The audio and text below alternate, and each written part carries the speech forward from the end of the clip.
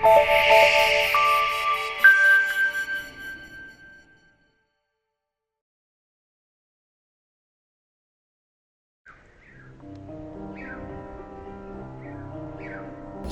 Նորքի պետական տուն-ինտերնատում բնակվում է 230 տարեց։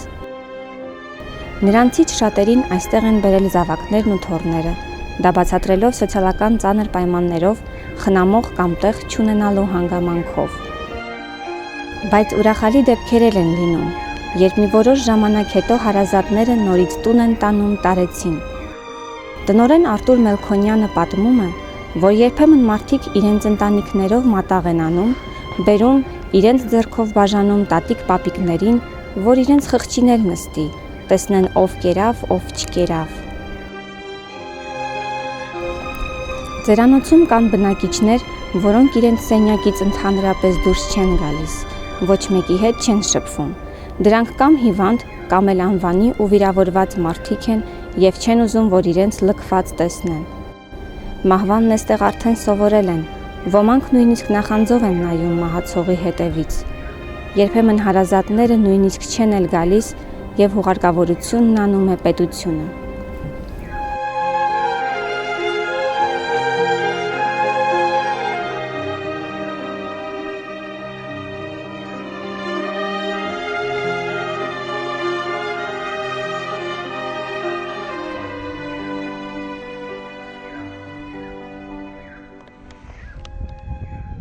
Ութսունհինգամյա Ցոլակ պապը 4 տղա ունի, միայն ափսոսում է, որ աղջիկ չունի, քանի որ եթե աղջիկ ունենար, ծերանոցում չէր լինի։ Ամուսնացա, 4 երեխա ունեցա, բայց ափսոս աղջիկ չունեցա։ Որ աղջիկ ունենա, այստեղ չէր էլի, քուրել ունենա, այստեղ չէր էլի։ Մի հատ աղջիկը 100 հատ տղա աղջի, մի աղջիկը։ Երեխաներ գնացին սովորել, ամեն մեկ իրանց դրսևորեցին, երկուսը Լենինգրադ են ապրում,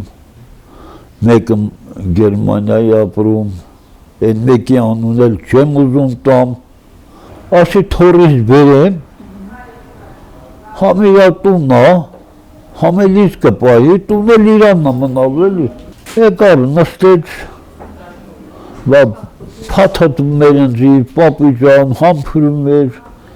ասում էր ինչ կել, նվերի էլի ինձ։ Ես խաթրի շելա, դե հիմա հարազատ քու երեխայի երեխան է։ Նվերեցի, տուն շվեցեց եկա տուն, արդեն գրանցումից հանել էր։ Թորնիկը։ Հա։ Ես մոտացացի, բալա ջան, ինչ ես սեզ բանարի, ասեց ես քեզ չեմ ճանաչում, հələ մի հատ էլ հայհոյեց կեղտոտ, ասեց ես քեզ չեմ ճանաչում։ Տուն-ինտերնատի բժշկուհին Սաթենիկ Գրիգորյանը պատմում է, որ ամեն ամսվա վերջ ծերանոցում այցելուների հերթ է։ Հարազատները գալիս են տարեցների թոշակի հետևից։ Տատիկ-պապիկներն ամբողջ ամիս հավաքում են իրենց կոնֆետները և գումարի հետ տուն ուղարկում։ Դեպք է եղել, երբ տարեցին տուն են տարել, բայց մի քանի օրից նա ծեծված վերադարձել է և խնդրել, որ իր մոտ այլևս ոչ մեկին չթողնեն։ Տղա ունեք։ Երեխա չունեմ, Բաքվից Փախստական եմ։ Ես երեխա չունեմ։ Ես Գորիսից եմ, Բաքվից Փախստական։ Հա, ոչ մի բան չունեմ, տուն ընտանիք երեխա ոչ մի բան, քոր մեր ոչ մի բան չունեմ։ Ոչ մի բան, 12 տարի աստեղ եմ։ Ալոգանացի յուղից հեռացա, 18 տարեկան մաս մամական դարդից իրացա, թոբաժանեցին, բանագարկեցին, վագոները վտրատ, մամա ջանավոր ես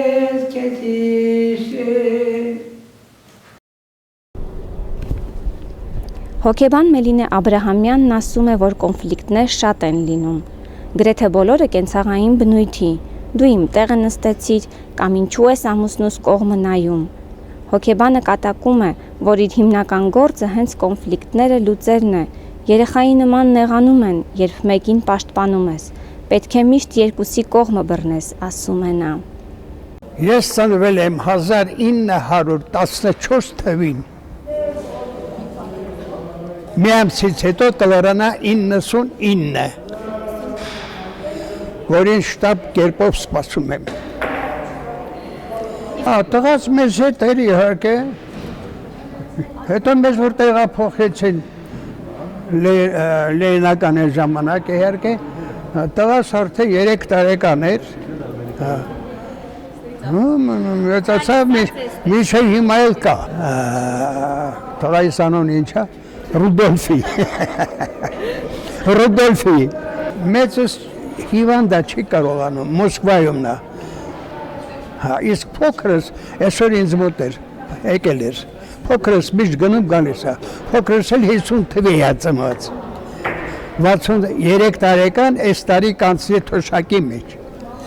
այնպես որ երկու տղաներս թոշակառուկ դառան պապային օգնելու համար,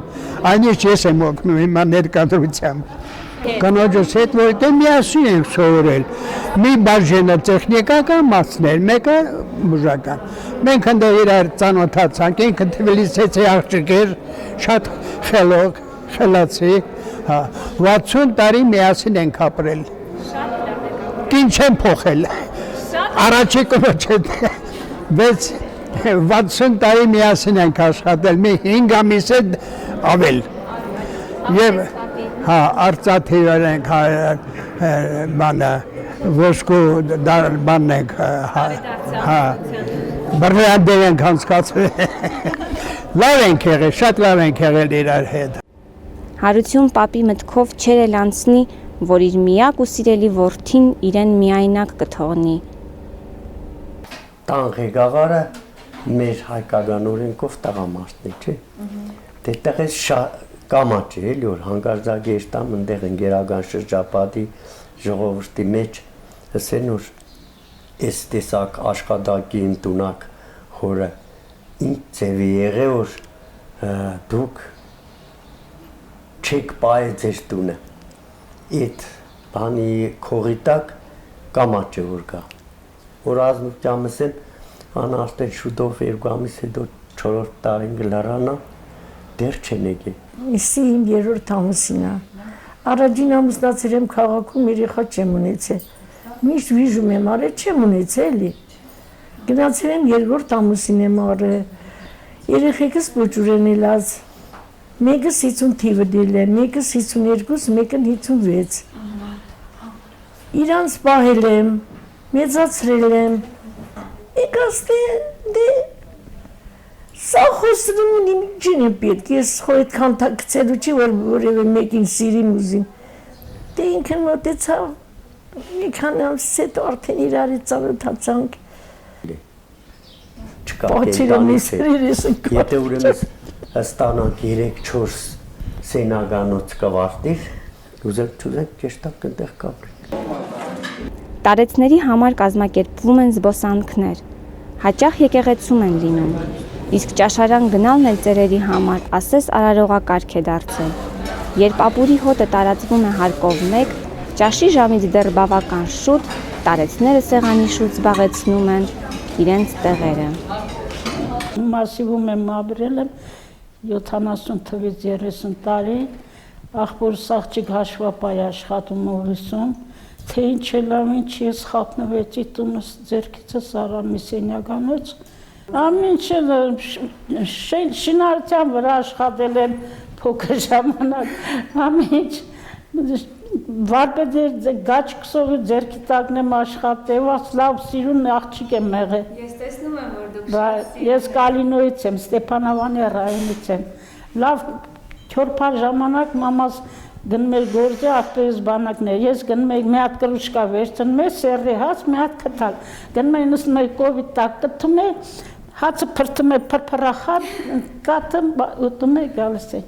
և աղ ջայել է թվիստ, 2 ժամ թվիստ էի պարում,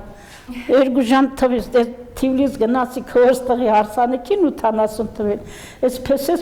չի տես է պար, 2 ժամ քրտնքից ջուր է դա, վայ պես ես ասում, վայ քենի ճան ես դու ոնց ես պարում, Շատ ես բարես սիրում եմ։ Որ չպարեմ կմեռնեմ։ Այս հալիս է սիրտս լավ չի, բայց պարում եմ։ Պետք է պարեմ։ Կլապաներս բացվի։ Տուն ինտերնատում տղամարդիկ հիմնականում բիլիարդ են խաղում, շախմատ, իսկ կանայք ձեռագործ են անում։ Ունեն հարմարավետ գրադարան, նույնիսկ մի պապիկ որոշել է ինքնուրույն անգլերեն սովորի։ Վերապատրաստվեցի Թիֆլիսում 6 ամիս տևողությամբ մաշկավեներալոգիայի գծով և դիետալոգիայի, ավարտել եմ գերազանցով։ Մեկ դոստր ունեի, որը նույնպես բժիշկ էր, ստամատոլոգ էր, նա մահացել է Բուլղարիայում։ Երիտասարդ տարիքում։ Այո։ Դա է պատճառը, որ ես այստեղ եմ։ Անհաջող է դասավորվել երեխաների կյանք, որովհետև հայրը ալկոհոլիկ է։ Ես այստեղից այս տարվա ուսման վարձը ես եմ ուղարկել, հավաքել եմ, հարազատներս հավաքվեցին, ինձ հետ միասին ուղարկել եմ, որպեսզի փակի երկրորդ սեմեստրի ուսման վարձը, երեխան մեծը 700 եվրո եմ ուղարկել։ Շակրս ուղարկում եմ, կարող եմ հավաքում եմ իրենց համար։ Ուսանող տարիներին աքսորվել եմ, ռեպրեսիայի ենթարկված եմ, ընտանիքով, հայրիկս 37 թվի զոհերից է, իսկ մայրիկիս եղբորս հետ մենք աքսորվել ենք Ալտայան երկրամաս, որտեղ 7 տարի ես աշխատել եմ։ Մայրս հետ աքսորված, իսկ հայրիկիս ես 9 տարեկան էի, որ հայրիկիս գնդակահարել են։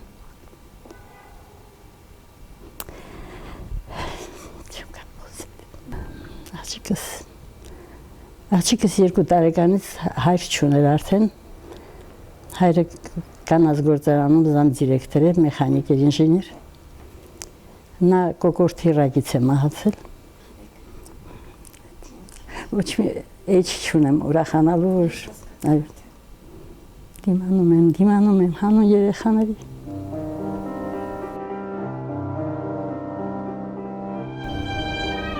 Երբ արդեն հրաժեշտ էինք տալիս, որ հեռանանք, անկյունում նստած մի տատիկ, որ հենց սկզբից հրաժարվել էր խոսել և ողջ ընթացքում լուռ հետևում էր մեզ, ինձ իր մոտ կանչեց և դողդողուն ձայնով խնդրեց. «Էլի կգաս, աղջիկ ջան»։